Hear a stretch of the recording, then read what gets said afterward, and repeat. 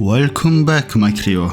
I'm Il Coisaro, and today I'm gonna show you why Executor is the deadliest Nightfarer of the game. Starting from his abilities, his passive tenacity is more useful than it looks like. Every time you recover from any status ailment, be them instant as the blood loss or slow as the scarlet rot, Executor will receive a temporary boost in attack power and stamina recover. His ultimate art aspect of the Crucible Beast is the coolest ultimate of the game. It let Executor transform into an enormous primordial beast with insane attacks for an unlimited amount of time. With R1 RB, you have the light attacks.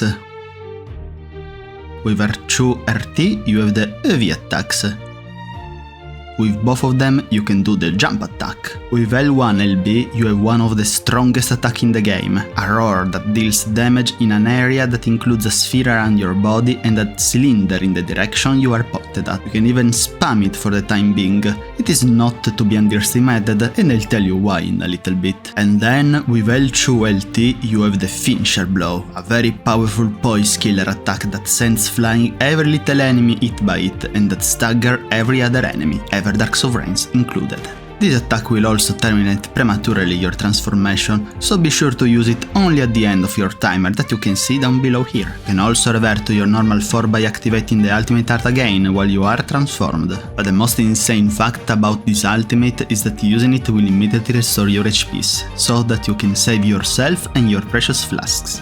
Postscriptum, do not use the ultimate to fight bosses with dangerous multi-hit AoE attacks such as the Deathbird Rite or Adel, or at least run when they are about to use those attacks if you don't want to be one-shotted. Being bigger means having a larger hitbox too. The character skill Suncatcher is the iconic ability of the Executor that lets you turn Elden Ring Night Train into Sekiro Shadows Die twice, by drawing a special sword. By pressing L1 LB, with the right timing you can deflect every attack of the game. Energy beams, gigantic cloaks, little daggers, dragon breaths, your call. Deflecting and dealing melee attacks will inflict poise damage to your enemies, granting you more chance to repulse them. Suncatcher has the same moveset of a two-handed katana, and of course, because it's wielded by the Executor, it has the unique katana moveset that only this character has. With L2 LT you have a special physical attack that doesn't seem much at first, but if you have deflected at least 4 attacks, it will turn into a very powerful single-use attack. It's also worth to mention the strong guarding attack you can make with this weapon that deals a pretty good amount of poise damage. By using the character skill again, you shift the katana away. I know, I still didn't tell you why he's the deadliest character. I'll tell you soon, stay with me. About his attributes, as you can see, Executor is a master in both dexterity and arcane, and is proficient in HP and stamina. This stats allows him to wield any kind of dexterity-based weapon in the game, and the insane arcane helps him to trigger more easily on your enemies any status ailments you use on them. His gameplay depends on the build currently used on the Executor or on the player that is currently using him. You can take a more tanky approach by drawing the enemy's attacks and deflecting them in order to give an easier life to your teammates, or you can take the normal approach and use your weapons to defeat everything on your path. You are very free to use the ultimate in any situation, from defeating a big hordes of enemies to damaging a boss, but be aware that the beast is incredibly proficient in arresting your allies, especially with the roar attack, so be sure to keep the ultimate if you know that your next allies down will have 3 bars. Now, let's talk about relics. Executor has a very interesting exclusive relics for himself. Character skill boosts attack, but attacking drains HP, powers up Suncatcher a little bit, but alone is not worth it. While character skill is active, unlocking use of Curse Swords restores HP lets you heal up a little bit after unlocking the special attacks of Suncatcher. This clearly has to be used in combo with the first one, so that you can heal the health that was drained by the sword. And then we have one of the strongest power-up of the game. Roaring restores HP while art is active. This will allow you to heal in beast form every time you hit enemies with the roar attack, and because you can spam the L1 LB, this basically means infinite health. About the possible builds for this character, you can focus yourself in power up Suncatcher by putting character skill boost attack but attacking drains HP, while character skill is active, unlocking use of Curse Swords restores HP, dexterity attribute, and physical attack up to increase even more its damage, and even draw enemy attention while guarding if you have it, so that you can keep for yourself the enemy aggro from your allies. If you miss something, you can even put one of the improved critical hits +1, given by the Dark Knight of the Baron, or the Knight of the Baron, so that your riposte can inflict even more damage, turning your Suncatcher into an ultimate weapon. Otherwise, we can focus on the Executor's incredible arcane. You see, Executor is the Deadliest character only for one reason in particular, something that no other character can emulate, an innate gift from the heavens itself. The Executor's blade is a weapon that already starts with a status ailment, and this is huge! A poison build is quite okay, I would say, with arcane attribute. Starting armament inflicts poison, attack power up when facing poison afflicted enemy, and poison and rot in vicinity increases attack power. In this way you can put both poison and bleeding on your enemies. A frost build is awesome, and my favorite if I may say, with arcane attribute. Starting weapon inflict frost, and attack power up when facing frostbite afflicted enemy. In this way you can put both frost and bleeding causes massive damage to any foe, and if you're able to put frostbite in vicinity conceal self and improve critical hits, you can obtain a stealth variable too. But the craziest of them all is a blood loss build. With the use of changes compatible armament skill to seppuku at start of the expedition, arcane attribute, you will cause blood loss one after another in a shockingly short gap between one another, basically destroying any chance of survival for your enemies. But that is not all. If you're able to fuse an high arcane attribute with seppuku and frost, this game would probably crash for the amount of damage you'll be able to inflict. And unfortunately I can't do it yet. My current build is a very lucky setup that uses the blood loss build with seppuku plus 6th arcane, improved attack power, and the combo Roaring restores HP while art is activated, and improved roar and breath attacks. Apart from the Executor's blade, this character can use any kind of dexterity based weapon: daggers, rapiers, heavy thrusting swords, curved greatswords, katanas, obviously, twin blades, spears, reapers, whips, and claws. The best weapons you can opt to obtain in a run with him despite of the build are dexterity based weapons with status ailments. Every one of them. There are too many to list them. You'll be able to figure it out, I'm trusting you. And now it's time to show you how deadly can be an Executor. Plus the bonus fight in the end with only the Suncatcher. Because I can. Surprisingly. So... oh, the crater. Perfect. Let's go.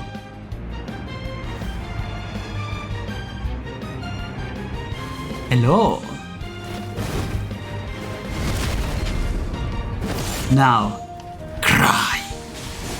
Cry red for the Executor. Enemies with the shield obviously are, you know, not exactly the best matchup.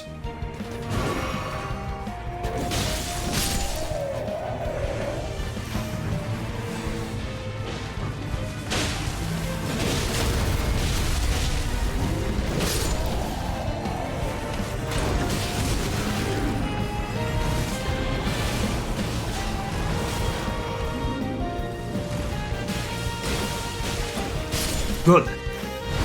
And now, let's dance again. Come here, Miss Pecotte.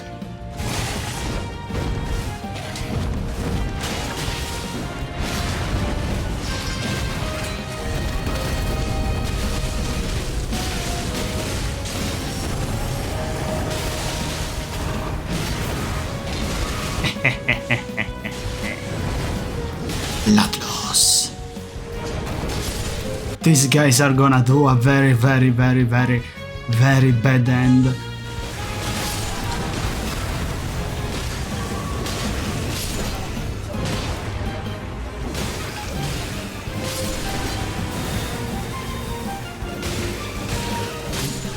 Bye bye. Postscriptum, this is still a common weapon. No, I misplayed. I should have upgrade it to rare when I had the opportunity.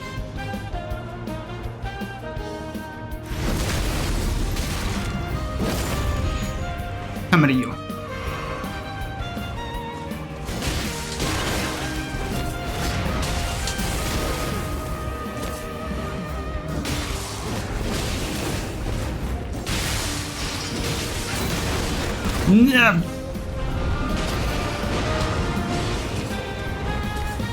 Oh no, you don't escape. You don't escape. Take all my blood loss. Ouch!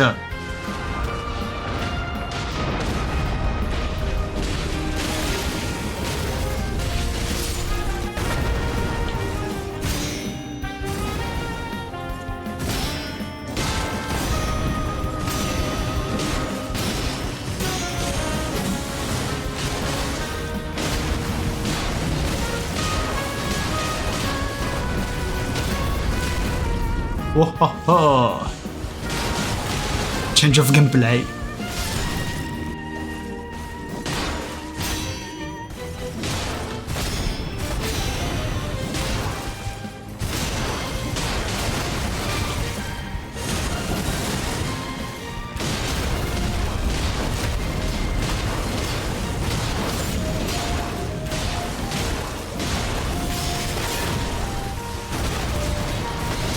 Ah.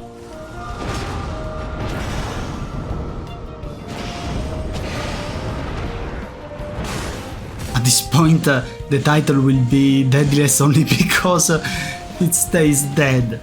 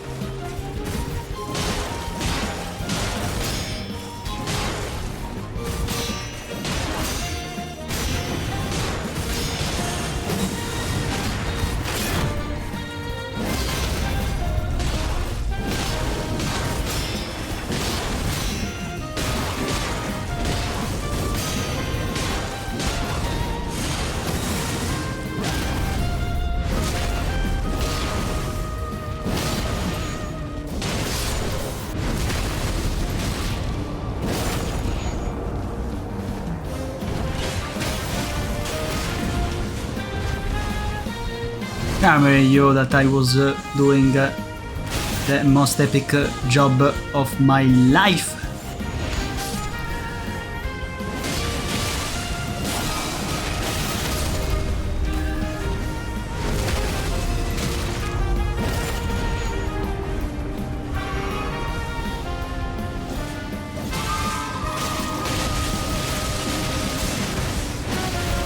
Come on, go down, go down, go down, go down. And now, take it.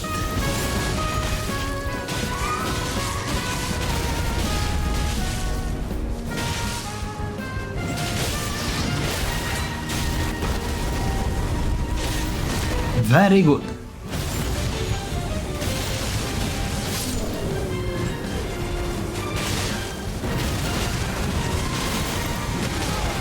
Oh.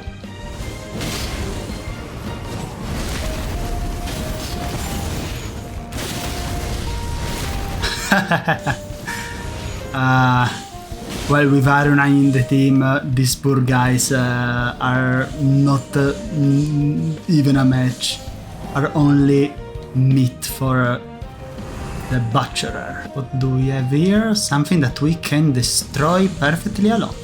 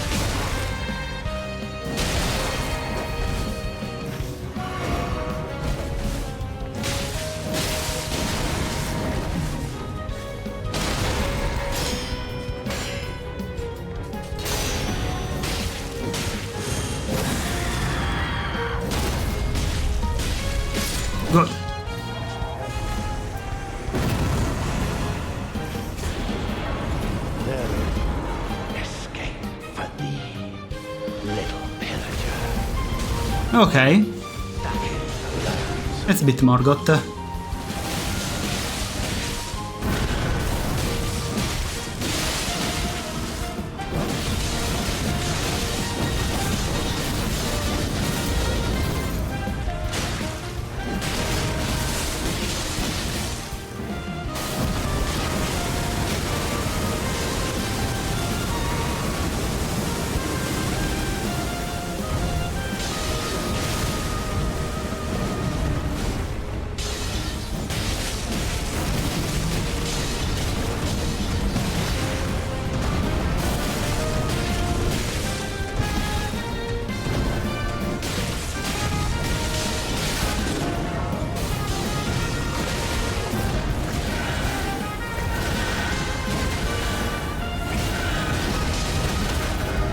Good.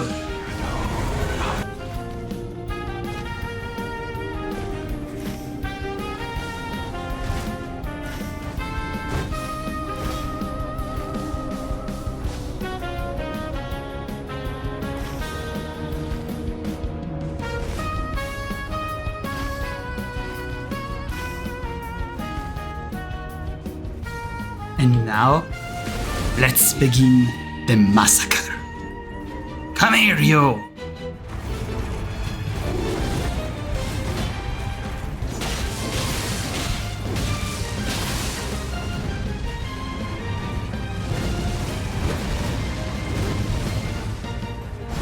It wasn't enough. Oh. One at a time.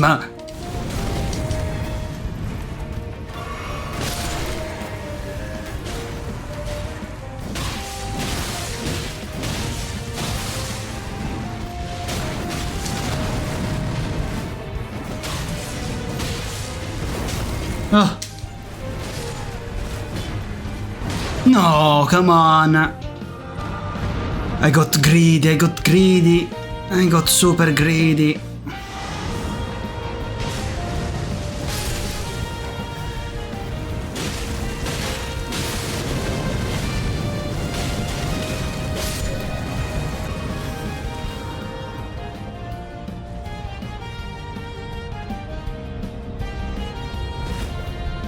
And now, let's fight.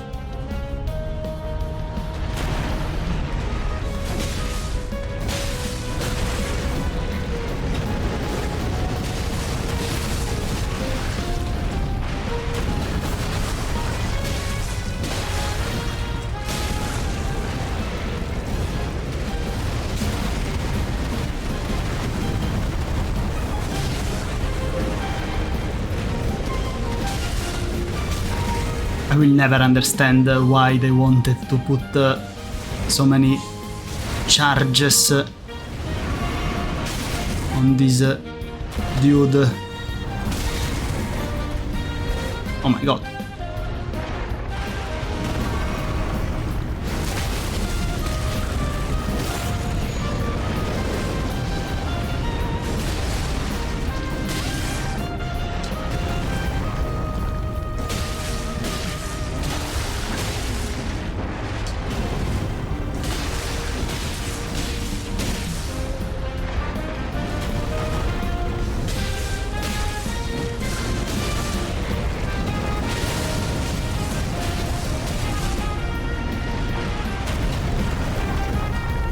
I always remember you that it doesn't seem too much, yes, but in three people the bosses have triple health. So basically our magma worm is already done.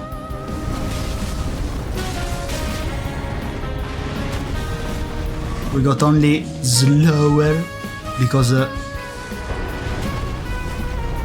we are the only one fighting it.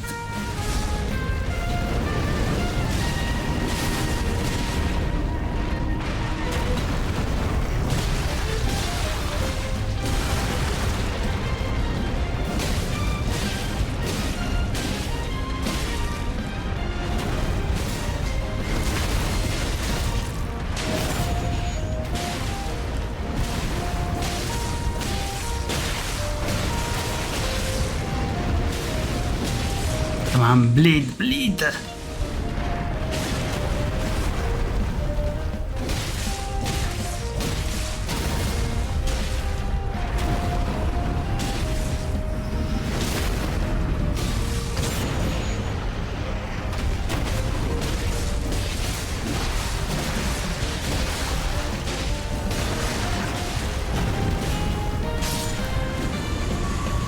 And now, let's enjoy a legendary weapon. Oh yeah, I forgot that it was still common. Yeah, no, you have to admit its power. Yeah, absolutely. It was a common weapon against a basically end run boss. I guess this is what we get to be too much Chad.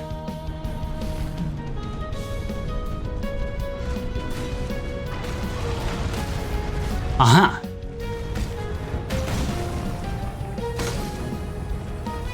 Give me your head.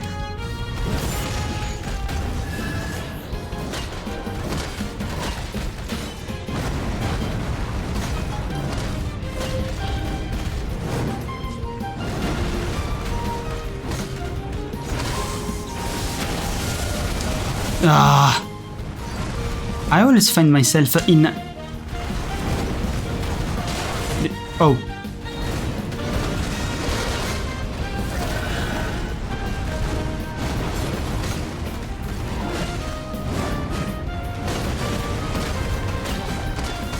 Come on.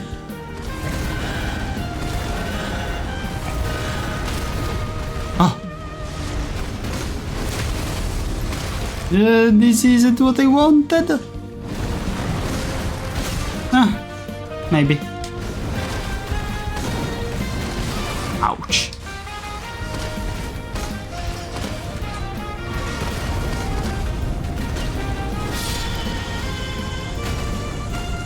Clearly against enemies immune to bleeding, we get a very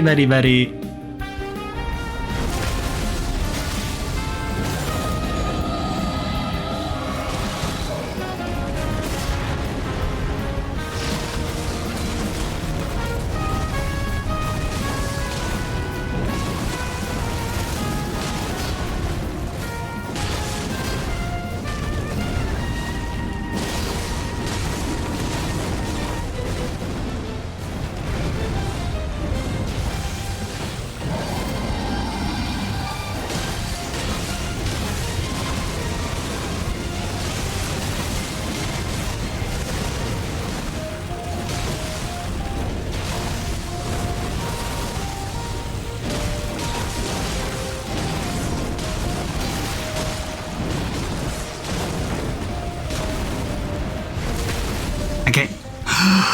Shoot!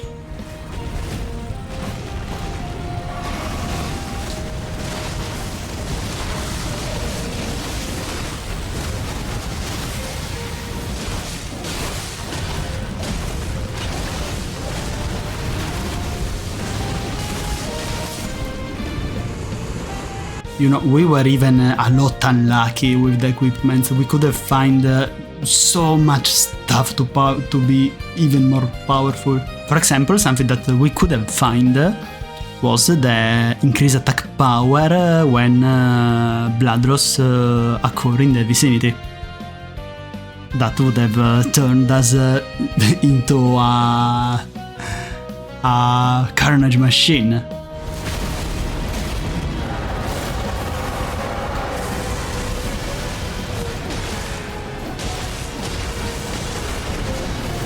Now, Adel.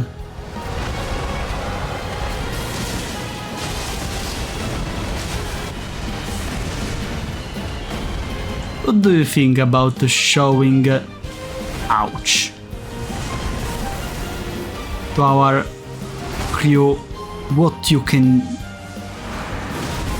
do against us?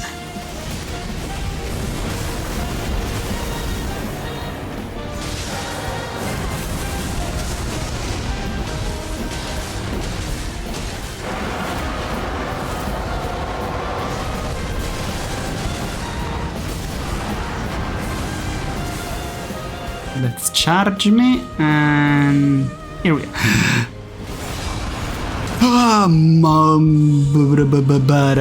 That was very close, very close. Never do that again, Kois. That was my intention. It was a demonstration of what not to do in front of Adel, of course.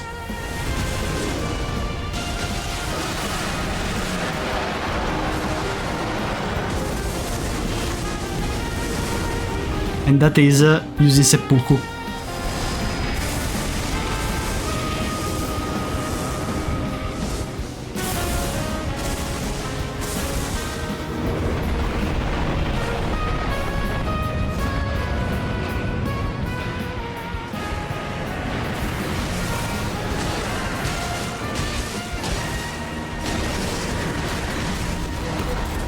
Ah, you got it, very good.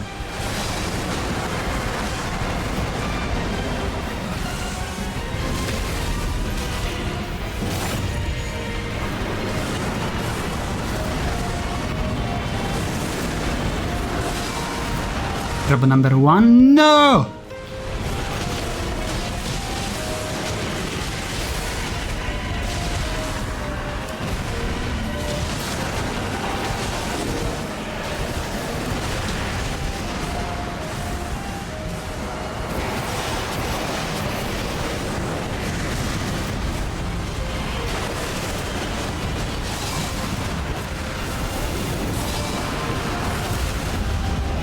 Oh no, not again.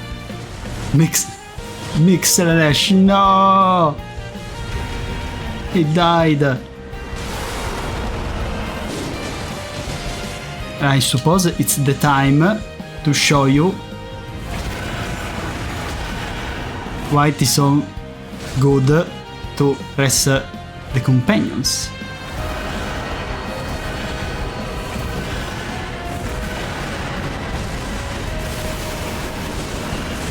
Oh my god, that was some damage.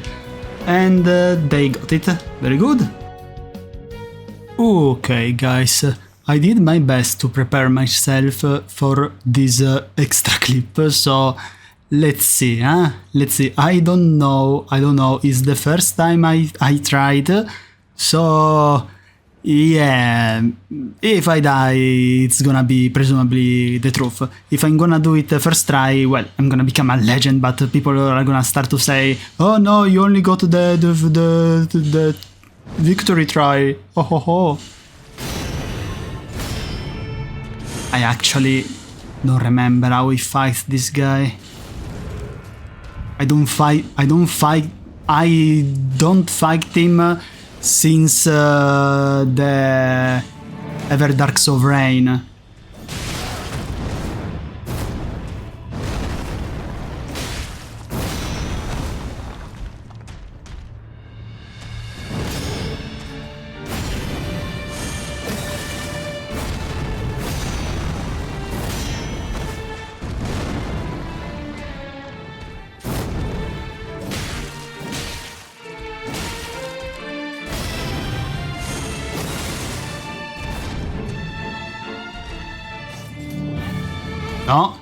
No, Kois. Only Suncatcher.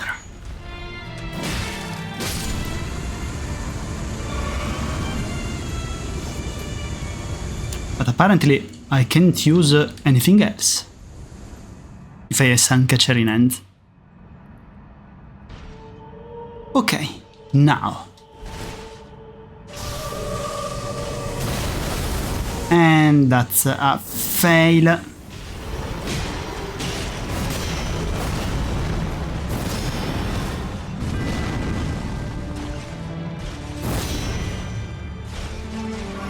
No.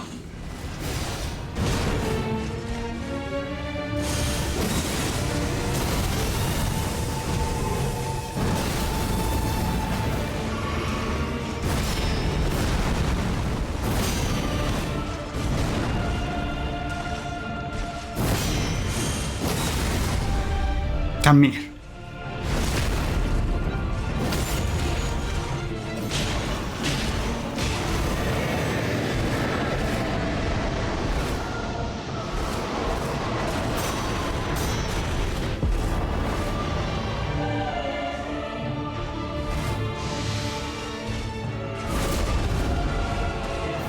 Oh!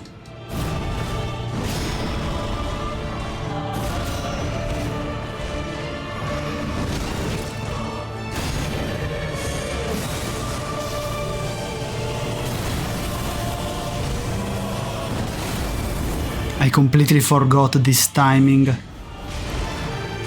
And I should remember it soon, because I don't know. Technically, Heolstor will be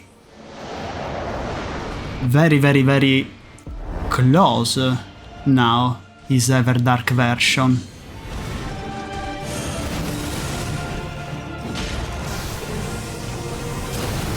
I clearly don't remember it.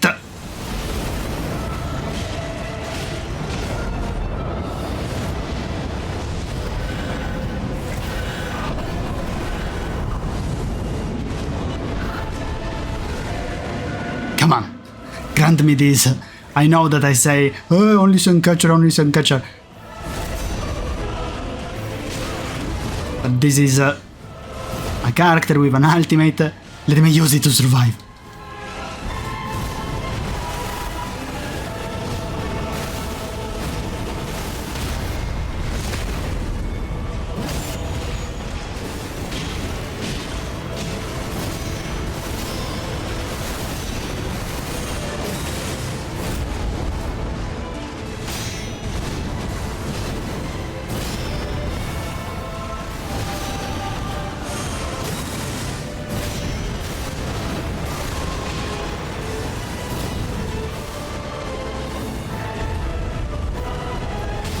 Oh no!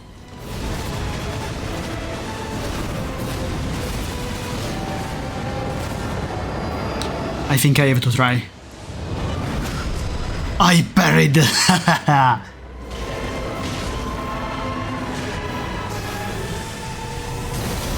Okay, and now. Good.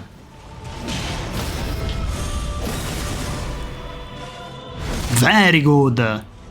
We're gonna do this, eh? We're gonna do this first try.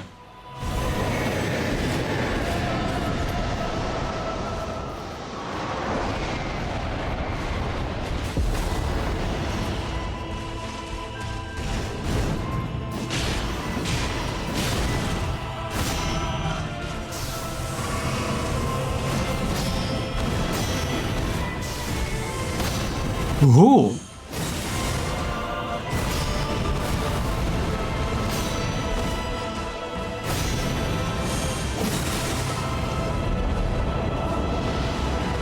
Come back down.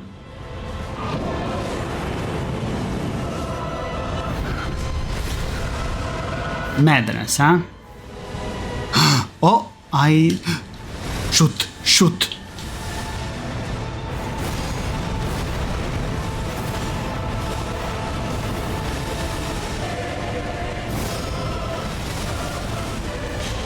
Ah no, it's not madness, it's sacred. Don't you dare! Okay. It wasn't as clean as I wanted, okay? It wasn't as clean as I wanted. But we survived without even using the winning grace, so... Good. Yeah. Very good to us. At this point, let's do the outro here. Oh, that is all for the Deadliest character. If you have Executor knowledge to share, comment down below. And if you liked this video, like and subscribe for more content. Bye bye.